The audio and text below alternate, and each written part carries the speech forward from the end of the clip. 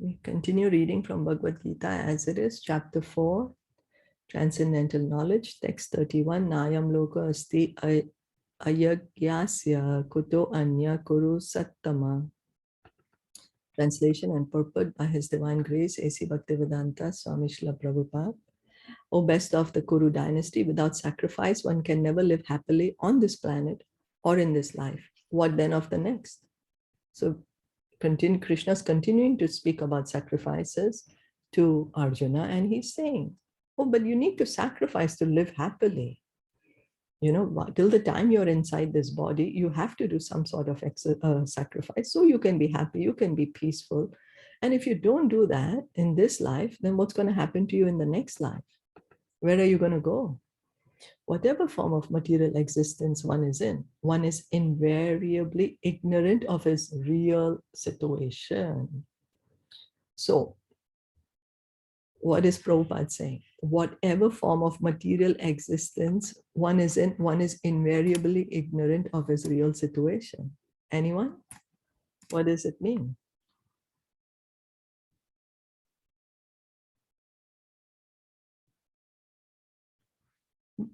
It means that no matter who we are right now inside whichever kind of material body we have, we may be in the body of a demigod or Brahmaji, or we may be in the body of, you know, the greatest of the greatest person, but because we have a material body, we are ignorant of our real situation. Because we are thinking in terms of the body, I am whoever I am. That designation, upadhi, that is, I'm thinking I am this, right? I'm thinking I'm this great person on this earth. And that means I'm ignorant of my real situation. Why? Because we are not this body, we are the spirit souls. In other words, existence in the material world is due to the multiple reactions of our sinful lives. So why are we here in the material world? Why are we continuing to live here? Because we continue to perform sinful activities, which keeps us here in the material world. Now, why do we perform sinful activities? Because of ignorance.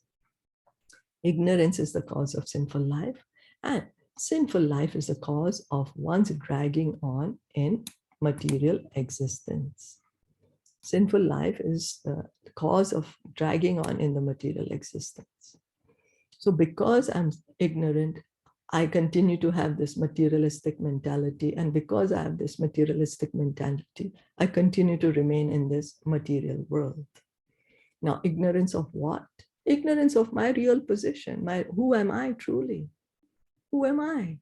Because of this ignorance, we perform all these material activities. The human form of life is the only loophole by which one may get out of this entanglement. So we have been going in 8,400,000 species of life, sometimes in bodies of demigods, sometimes body of animals or birds or trees, so many different bodies. So how do we get out of this material existence? Only when we have the human form of life.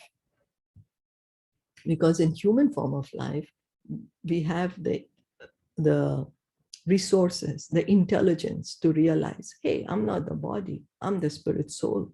Let me see how I can get out of this body and not take another body again. We have the resources to cultivate spiritual knowledge. The Vedas therefore give us a chance for escape by pointing out the paths of religion, economic comfort, regulated sense gratification, and at last, the means to get out of the miserable condition entirely. So the Vedas, they tell us how we can gradually we can elevate ourselves, perform religious, pious activities. When you perform religious pious activities, then you're going to get opulence. With that opulence, you're going to get opulence. Then with that opulence, you can enjoy sense gratification. With that sense gratification, you'll come to a point to say, but this is not making me happy. I'm something truly beyond this matter. I need to understand the truth. So then I'm going to try to research out, hey, how do I get out of this material situation? So the path of religion or the different kinds of sacrifice recommended above automatically solves our economic problems. By performance of yajna, we can have enough food, enough milk, etc. Even if there is so-called increase of population. So what happens when we perform sacrifices? By performing sacrifices, then we can have enough resources by which to live comfortably and peacefully till the time we are inside this body in this material world. Because otherwise, if we do not have even enough food, we are not even going to try to understand, hey, I'm not the body, I'm the soul, because the hunger is going to be so much that our mind is going to drive us crazy and we will be looking for food instead of trying to understand, oh, I'm not the body, I'm the soul. So once we have this enough economic resources, we do not have these acute problems, we have enough, everything is satisfied, our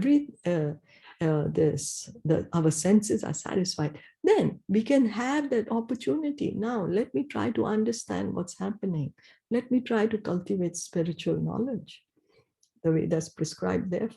Because God does not want us to starve here. He does not want us to suffer. No, he's saying you have enough, be happy, and at the same time, try to cultivate spiritual knowledge. With the way that's prescribed, therefore, sacred marriage for regulated sense gratification. So that's why the system of marriage is there. Marriage, why? Because we need to gratify our senses. So, okay, get married. You can gratify your senses. Thereby, one is gradually elevated to the platform of release from material bondage. And the highest perfection of liberated life is to associate with the Supreme Lord.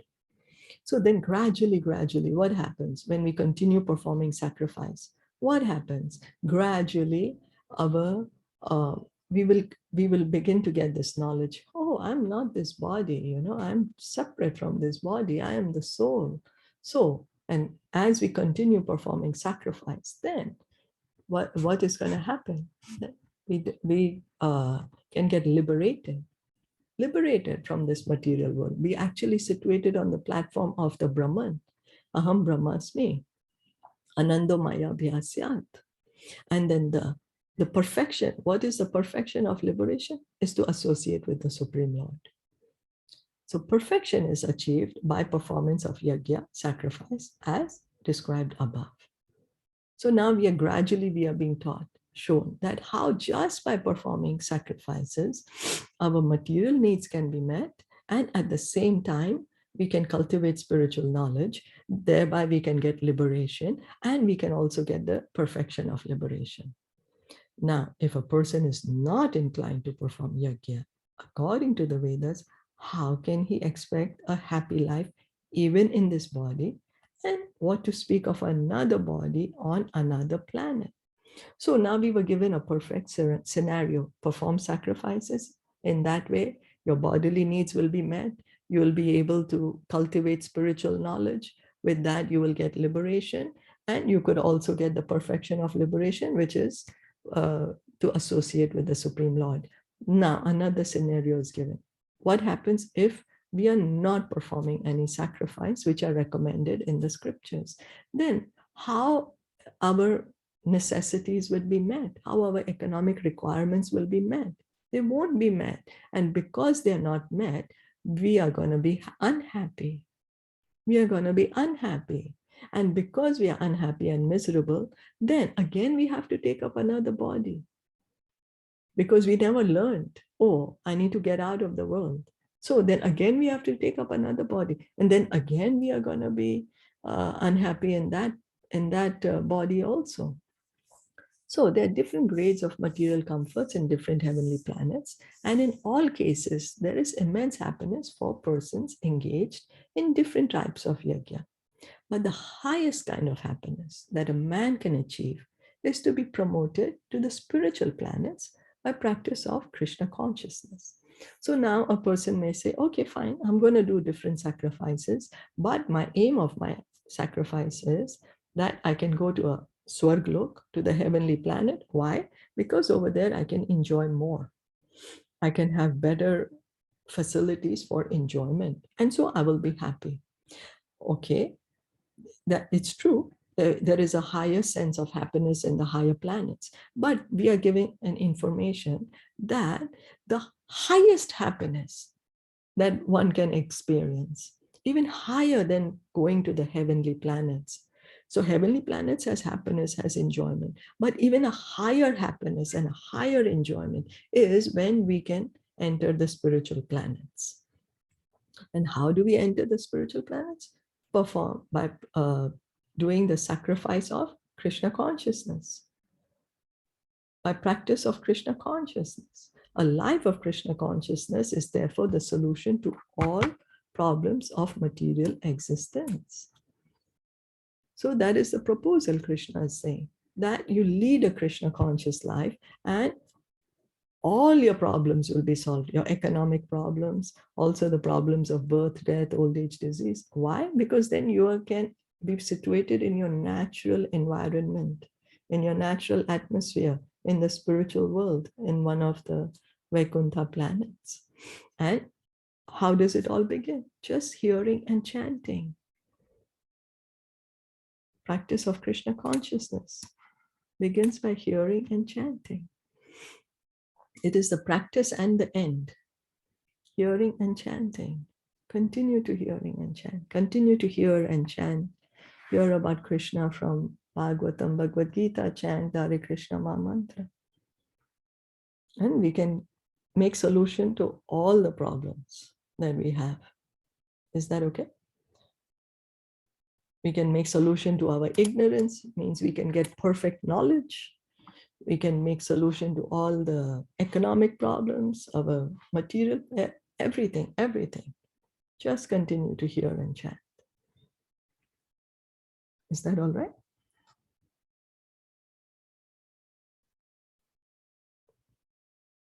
So we'll end here for today. Bhagavad Gita ki jai, Shilpa Prabhupada ki jai.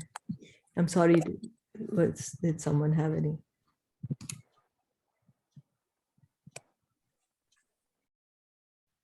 Okay.